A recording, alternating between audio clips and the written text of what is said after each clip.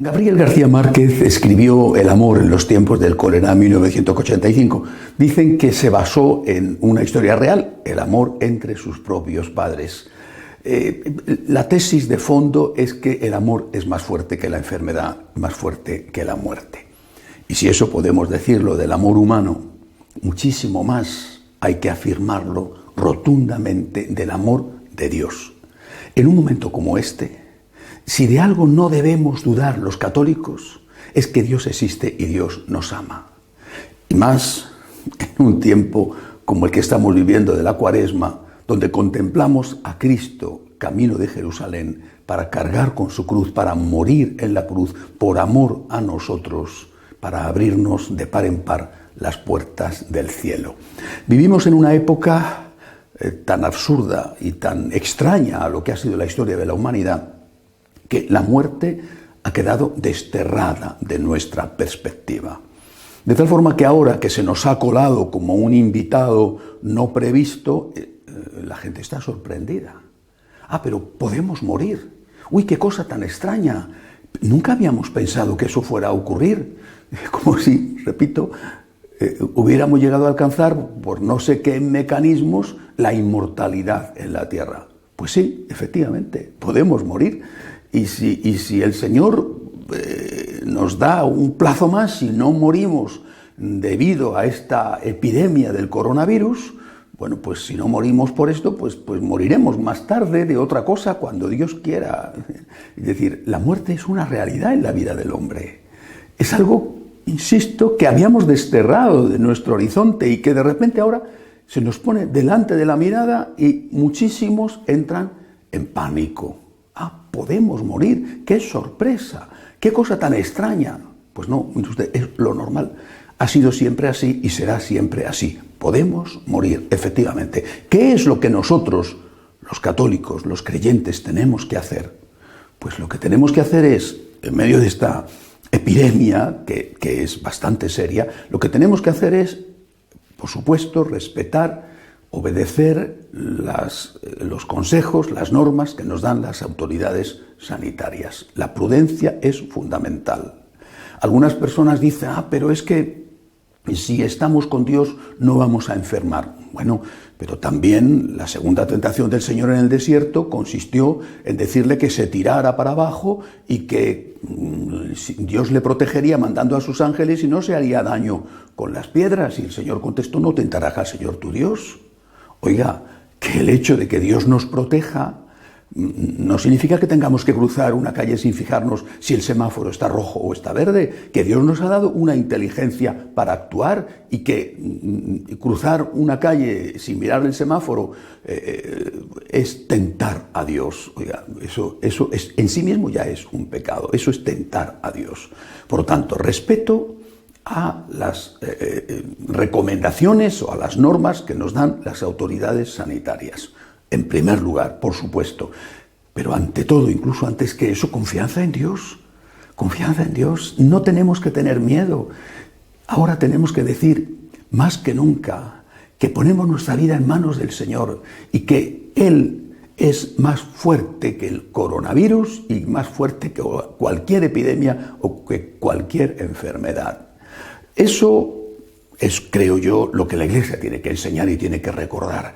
A mí me gusta mucho un texto de la primera carta de San Pablo a los tesalonicenses, donde dice que debemos revestirnos con la coraza de la fe y de la caridad, que protegen nuestros órganos sensibles, el corazón.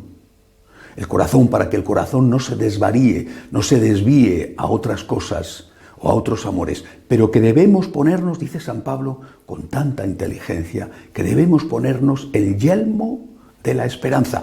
¿Por qué el yelmo? El yelmo protegía la cabeza en las luchas de aquella época. ¿Por qué el yelmo? Porque con la esperanza evitamos que se desvaríe nuestra razón, nuestra inteligencia. Ahora la gente está entrando en pánico porque no se ha puesto el yelmo de la esperanza. La esperanza no defrauda. La esperanza nos tiene que mantener en este momento serenos.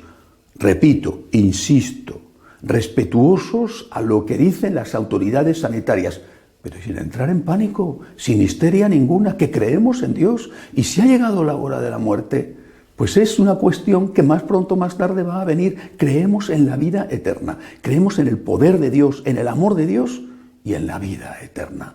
Cuidamos de que la epidemia no nos afecte o no afecte a los nuestros, porque no solamente puede afectarnos a nosotros, sino que podemos convertirnos en transmisores de la enfermedad.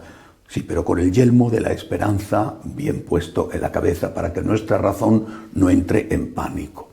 Creo que esto es lo que la Iglesia tiene que hacer. Me parece que es en general lo que está haciendo. Es verdad que al principio en el norte de Italia se tomaron medidas muy drásticas. Se cerraron todos los templos en algunas diócesis. Después esto ha cambiado. Los templos en este momento están abiertos. Con una excepción que después diré, se han cerrado las misas, se ha dispensado el precepto dominical, hablo de Italia, la situación aquí en Italia, donde me encuentro, es realmente grave, bueno, pero los templos están abiertos y son muchos los sacerdotes que atienden personalmente a la gente con las debidas precauciones, están repartiendo la comunión con las debidas precauciones y están confesando. Y la gente puede ir al templo a orar, puede ir al templo a pedir a Dios ayuda y misericordia. Bueno, hay una excepción, como digo, y es la diócesis de Roma. Y es muy curioso que el Santo Padre personalmente haya pedido a los sacerdotes que acudan a ayudar a los enfermos, lo cual en la mayor parte de los casos es imposible porque están en cuarentena y nadie, salvo médicos con un equipo de protección especializado, puede acercarse a ellos. Pero ha dicho también que las medidas drásticas muchas veces no son las más útiles. Bueno, pues en Roma no le han hecho caso y han cerrado las iglesias. Que yo sepa, es el único sitio de Italia donde esto se ha hecho. En la mayor parte del mundo esto no está ocurriendo, afortunadamente. Por ejemplo, en Madrid, el cardenal Osoro, con gran sentido común, ha pedido a los sacerdotes de la diócesis que sigan celebrando la misa abierta al público, aunque vayan poquitos. Pero eso sí, que se aseguren de que no se ocupe más de un tercio del aforo de la iglesia para que los fieles estén separados a una distancia conveniente. Las iglesias abiertas en algunos sitios pues se ha suspendido, se ha eliminado la obligación del precepto dominical, Madrid entre otros sitios. Me parece una cosa razonable, pero las iglesias abiertas y en algunos casos, que en muchos casos todavía celebrando las misas. Insisto, hay que ser prudentes, pero no hay que dejarse llevar por el pánico. Tenemos que tener puesto en la cabeza el yelmo de la esperanza. Hay vida eterna. Dios no nos abandona. Seamos fieles a lo que nos dicen las autoridades sanitarias, pero no olvidemos a Dios en este momento. Es una gran oportunidad. Es una gran oportunidad no solamente para recordar la existencia de la muerte y por lo tanto de la vida eterna, sino también porque la realidad nos está dando un par de bofetones. Nos está derribando de nuestros tronos de soberbia y un minúsculo microorganismo como es el virus, pues ese está demostrando lo frágiles que somos. Nos hemos creído dioses y al final resulta que una pequeña cosa puede acabar con nosotros. Miremos a Dios, confiemos en Dios, que el miedo no nos lleve al pánico, mantengamos la esperanza porque Dios es más fuerte que el coronavirus, Dios es amor y siempre ha cuidado y cuidará de nosotros en la tierra y en la vida eterna. Hasta la semana que viene, si Dios quiere.